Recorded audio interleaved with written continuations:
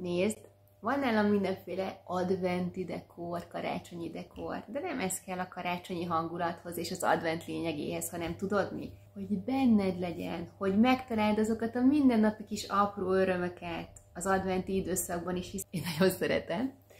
És ezt az örömet, szeretetet szeretném neked is átadni. Hogyan? Készítettem egy 10 alkalmas, mutatom, 10 alkalmas adventi önszeretet bonboncsomagot. Mit is jelent ez? 2-10 perces kis önszeretetet és pozitivitást, örömet fokozó gyakorlatokat tartalmaz, amikhez meg sem kell mozdulnod, bárhol meg tudod hallgatni, akár egy fülessel is.